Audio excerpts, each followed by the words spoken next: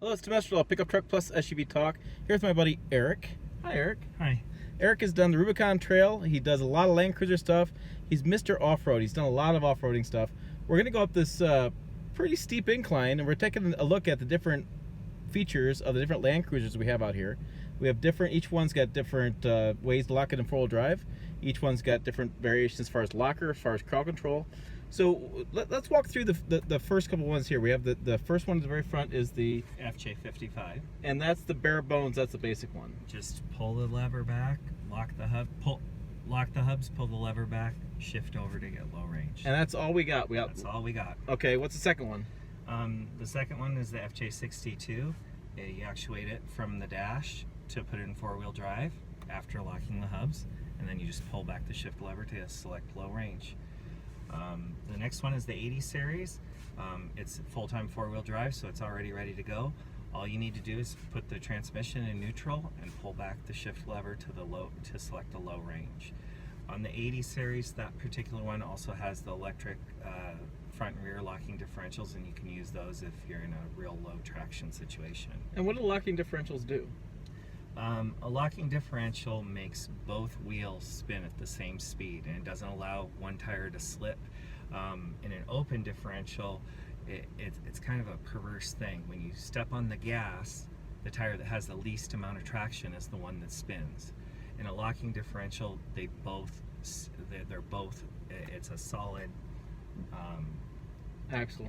and they're turning together. So as we go down the line here, we're getting more and more traction. Right. And this particular little section of trail we're doing, I know that there's not going to be any problems with any of the vehicles, but it's how easy is it for you? If my wife was along, she'd be driving the 200. She'd be like, oh, turn the lever. I'm sitting here in my AC, chilling. Oh, maybe I want to watch a movie or something while she's crawling up the side of the hill. But seriously, it's just ease of use. As technology has increased, it makes our lives easier. It's the same for four-wheel drives. Okay, and we haven't done that climb yet, so this is a lot of optimism at this point. It's a lot of optimism. He's being very optimistic. We're going to see what happens. Stay with us. It's going to be exciting. If we have a problem, I'm going to blame it on the 55's tires. The 55 has bias ply tires. They are as hard as a rock. So not only do we have the least amount of gizmos as far as traction, but we also have probably the hardest tires of the group as far as getting traction in a rock situation. That sounds like a really expert opinion. I don't know if it's an expert opinion. We'll find out. Absolutely. So hey, pop a top, get some popcorn, whatever you got to do, because I'm going to get up top and I'm going to shoot these guys coming up, and we're going to see what happens.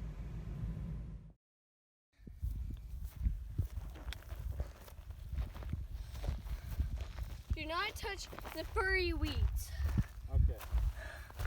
Do not even get close to them. Make sure that's... Okay, Tim, we're just about ready to make a pretty serious climb up the side of this hill here.